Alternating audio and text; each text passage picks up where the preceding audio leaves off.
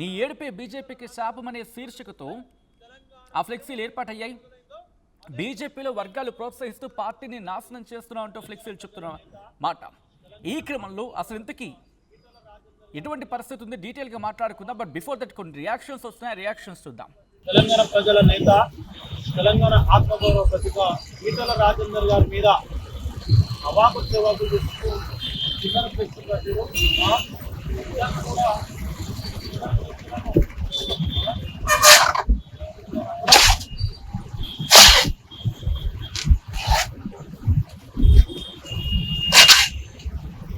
Flexi కట్టి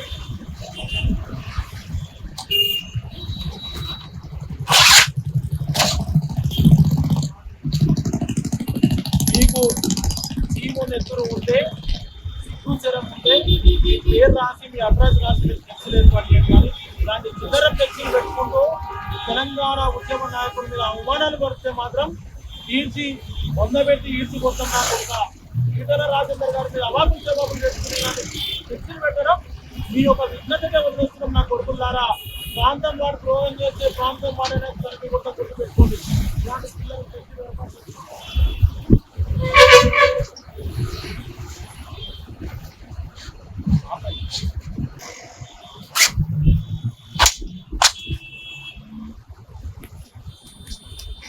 ఇలాంటి చిల్లర రాజకీయాలతో, ఇలాంటి చిల్లర ఫ్లెక్సీలు ఏర్పాటు చేసి తెలంగాణ ఉద్యమంలో తెలంగాణ ప్రజల గుండెల్లో చరిత్రగా నిలుచుకున్నట్టు ఈటల రాజేందర్ గారి మీద చెడు ప్రచారం అవాకులు చెవాకులు చేసే కొడుకుల్లారా, ప్రాంతం వాడు ద్రోహం చేసిన ప్రాంతం లోపలనే పాత్ర తొక్కుతాం.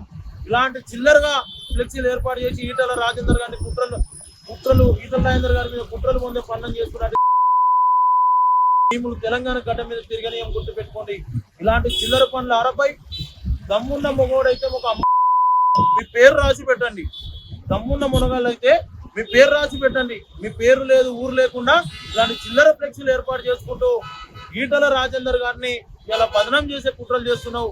ఖబర్దార్ నాయకులారా, ఈటల వ్యతిరేకులారా, ఈటల రాజేందర్ జోలికి వస్తే తెలంగాణ ఉద్యమం ఏ విధంగా మొదలైందో అదే విధంగా ఉద్యమం మొదలవుతుందని కూడా తెలియజేస్తాం.